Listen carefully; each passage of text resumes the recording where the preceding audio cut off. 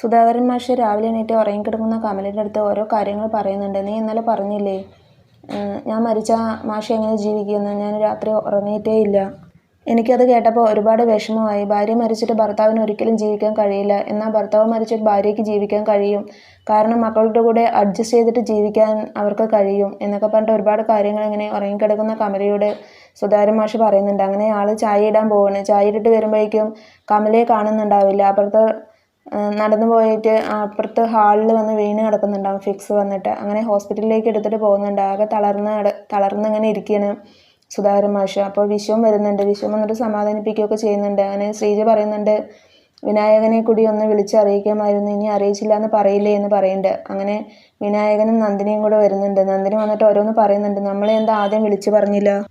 അച്ഛന് നമ്മളുടെ നമ്പർ ഉണ്ടായിരുന്നല്ലോ, എന്താണ് നമ്മളെ വിളിച്ചു പറഞ്ഞില്ല എന്ന് പറഞ്ഞിട്ട് ഓരോ കാരണങ്ങൾ പറയുന്നുണ്ട്. അത് കേട്ടിട്ട് വിനായകൻ വഴക്ക് പറയുന്നുണ്ട്. ഇപ്പോഴെങ്കിലും നിനക്കൊന്നും മിണ്ടാതിരുന്നൂടെ എന്ന് പറഞ്ഞിട്ട് അങ്ങനെ അകത്തേക്ക് പോകണം. അകത്ത് പോയിട്ടും അവളിങ്ങനെ ഓരോ കാരണങ്ങൾ പറയുന്നുണ്ട്. നമ്മുടെ കുടുംബം ചിന്നിച്ചിതറാൻ കാരണം വേദയാണ് ഇതിനൊക്കെ പ്രശ്നം ഉണ്ടായത്. വേദ പകരമിട്ടാനാണ് നമ്മുടെ വീട്ടിലേക്ക് വന്നത്. വിക്രത്തെ ജയിലിലും ആക്കിയില്ലേ, എന്നിട്ട് അവൾ പോയില്ലേ എന്നൊക്കെ പറഞ്ഞിട്ട് ഓരോ കാരണങ്ങൾ പറയുന്നുണ്ട്. അപ്പോൾ ശ്രീജ പറയുന്നുണ്ട്, എനിക്ക് മിണ്ടാതിരുന്നൂടെ, എന്തിനാ വേദ പോയില്ലേ, ഇനിയിപ്പോൾ എന്തിനാ അവളെക്കുറിച്ച് ഓരോന്ന് പറയുന്നത് എന്നൊക്കെ ചോദിക്കുന്നുണ്ട്. അവളാണ് നമ്മുടെ വീട് വിൽക്കാനുണ്ടായ കാരണമെല്ലാം. വീട് വിറ്റിട്ട് ഭാഗത്തിൽ കൂടുതൽ നിങ്ങൾക്കല്ലേ തന്നത്, അതുകൊണ്ട് നിങ്ങൾ അങ്ങനെ പറയുമൊന്നുമില്ല എന്നൊക്കെ എനിക്കറിയാം എന്നൊക്കെ പറഞ്ഞിട്ട് അവളിങ്ങനെ ഓരോ കാരണങ്ങളൊക്കെ പറയുന്നുണ്ട്. അപ്പോഴേക്കും സുധാകരനെ ഡോക്ടർ വിളിച്ചിട്ട് പോകുന്നുണ്ട്. അത് കേട്ടതും നന്ദിനി പറയുന്നുണ്ട്, അമ്മയ്ക്ക് എന്തോ പ്രശ്നം ഉണ്ടായിരുന്നു, എന്തോ വലിയ അപകടം സംഭവിച്ചു, എന്താ പറ്റി എൻ്റെ അമ്മയ്ക്ക് എന്നൊക്കെ പറഞ്ഞിട്ട് അവിടെ കിടന്ന് ഹോസ്പിറ്റലിൽ വലിയ സീനൊക്കെ ആക്കുന്നുണ്ട്. ഡോക്ടർ സുധാകരൻ്റെ അടുത്ത് പറയുന്നുണ്ട്, സീരിയസ് ആണ്, അതുകൊണ്ട് വെന്റിലേറ്ററിൽ കിടത്തേണ്ടി വരും, നമുക്ക് നോക്കാം എന്തെങ്കിലും മിറാക്കൾ സംഭവിക്കുമോ എന്ന്, വിഷമിക്കേണ്ട എന്നൊക്കെ പറഞ്ഞിട്ട് സമാധാനപ്പെടുത്തുകയൊക്കെ ചെയ്യുന്നുണ്ട്. അത് കേട്ടതും സുധാകരൻ ഒരുപാട് വിഷമമൊക്കെ ആവുന്നുണ്ട്. കമലിയുടെ കയ്യിൽ പിടിച്ച് ഇങ്ങനെ കരയുകയൊക്കെ ചെയ്യുന്നുണ്ട്. വിക്രം പോലീസ് സൂപ്രണ്ടിൻ്റെ അടുത്ത് വന്ന് പറയുന്നുണ്ട്, എനിക്ക് വീട്ടിലൊന്ന് അന്വേഷിക്കണം സാർ, ഒന്ന് അന്വേഷിച്ചിട്ട് പറഞ്ഞു തരുമോ, എൻ്റെ അമ്മയ്ക്ക് എന്തോ പറ്റിയെന്നൊരു തോന്നൽ എനിക്ക്, അതങ്ങനെ ഒരു ഉപകാരം എനിക്ക് ചെയ്തു തരുമോ എന്നൊക്കെ ചോദിക്കുന്നുണ്ട്. അപ്പോൾ ഞാൻ അന്വേഷിച്ചിട്ട് പറയാമെന്ന് പറഞ്ഞിട്ട് സൂപ്രണ്ട് പറയുകയും ചെയ്യുന്നുണ്ട്.